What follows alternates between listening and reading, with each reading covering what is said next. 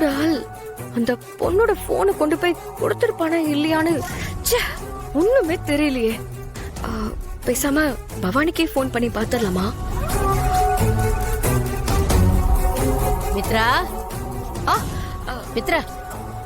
பாட்டி, என்ன மித்ரா, இன்னும் ரிசப்ஷனுக்கு ரெடி ஆகாம இங்க என்ன பண்ணிக்கிட்டு இருக்க?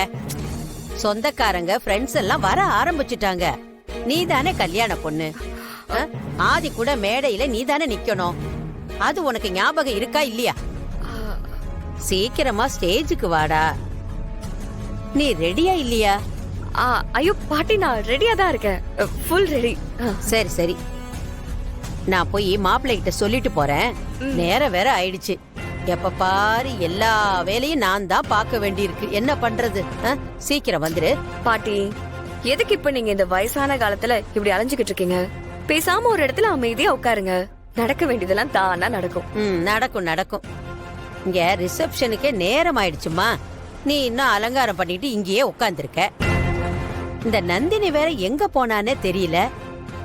ஏன்தான் இப்படி எல்லாரும் பொறுப்பு இல்லாம இருக்கீங்கன்னு தெரியல. நீ சீக்கிரம் கிளம்பி வாடா. சரி சரி, ஓகே. நீங்க போங்க பாட்டி. ஒரு 5 minutes தோ நான் வந்துடுறேன். லேட் பண்ணிடாதடா, சீக்கிரமா வந்துரு. என்ன? சரி, ஓகே.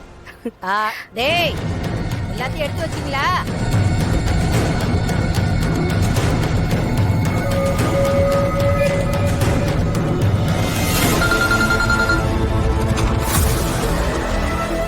மித்ரா, நம்மால் ஒருத்தன் கிட்ட ஏதாவது போன் கொடுத்தமிச்சியா? ஆமா மேடம்.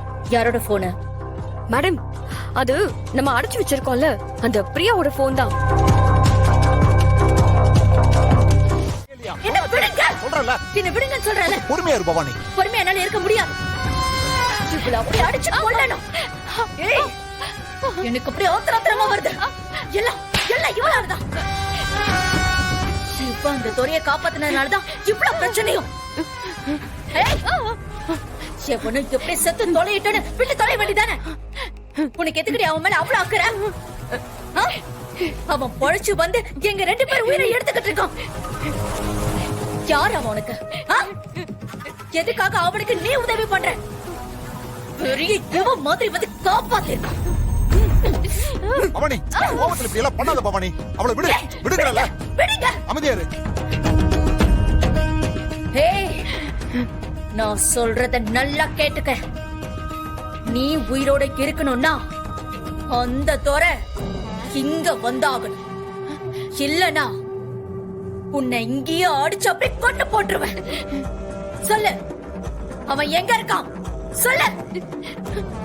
மரியாதை அவனை இங்க கிளம்பி வர சொல்லு. ஏய், சொல்லுடி. சொல்ல மாட்டேன். சொல்ல மாட்டேன். ஏய், சொல்லு. ஏய், சொல்ல மாட்டேன். ஏய், அழுது தொலைச்சு டென்ஷன் பண்ணாத. இங்க பாரு. ஏய், அழாத. வாயை திறந்து சொல்லு. அந்த தோரை எங்க? நீங்க எத்தனை தடவை கேட்டாலும் என்னோட பதில் இதுதான். நான் துரைய எங்க வர சொல்ல மாட்டேன். என்ன சொன்ன? முடியாதா? ஏய், டேய், இவளுக்கு என்ன பத்தி சரியா தெரியல.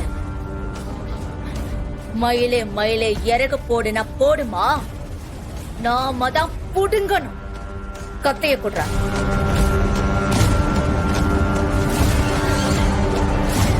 நான் உன்னை உயிரோடு விட்டு வச்சிருக்கேன்னா காரணமே நீ எனக்கு பிரயோஜனமா இருப்பனதான். நான் சொல்றத மீறி செய்யாம நீ இருக்கிறதுனால எனக்கு என்னடி லாபம்? பேசாம நீ சொல்லிடுறேன் சொல்லிடுறேன் சொல்லிடுறேன். வேண்டாம் வேண்டாம், நீ சொல்ல வேண்டாம். நீ ப்ளீஸ் ப்ளீஸ், ஒண்ணும் பண்ணிடாதீங்க. நான் சொல்லிடுறேன்.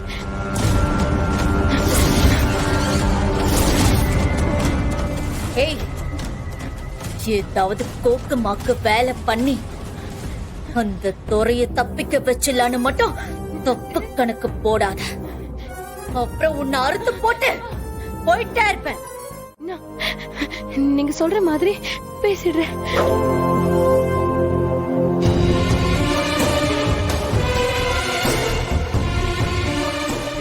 லாக் பண்ணி அந்த துரை கிட்ட பேசு. நீ ரொம்ப சாதாரணமா தான் அவன் கிட்ட பேசணும். அவன் சரியான கேடி. உன் குரலை வச்சே அவன் நீ என்ன நிலைமையில இருக்குன்னு கண்டுபிடிச்சிருவான். ஸ்பீக்கர்ல போட்டுதான் பேசணும். புரிஞ்சுதா? இந்தா.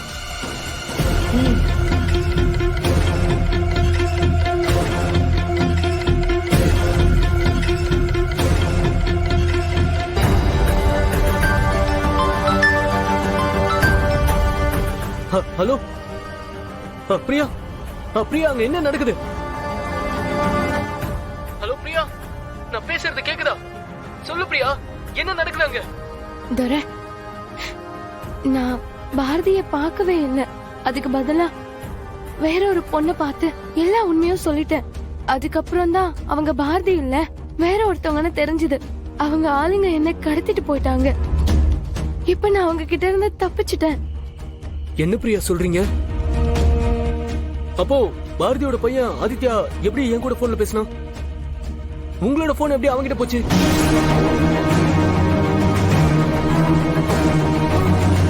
நான் சொல்ற மாதிரி சொல்லு. இடையில போனை தொலைச்சிட்டேன். அவங்க என் போனை எடுத்து வச்சிருந்தாங்க. ஆனா என்ன யாருன்னு அவங்களுக்கு தெரியாது. நான் என் நம்பருக்கு கால் பண்ணிருந்தேன். அந்த போன் அவங்க கிட்ட இருந்துச்சு. எதுவும் பிரச்சனை ஆயிடக்கூடாதுன்னு தான் நானே போய் அவங்க கிட்ட போனை வாங்கிட்டு வந்துட்டேன். துரை கிட்ட இப்படி சொல்றேன்.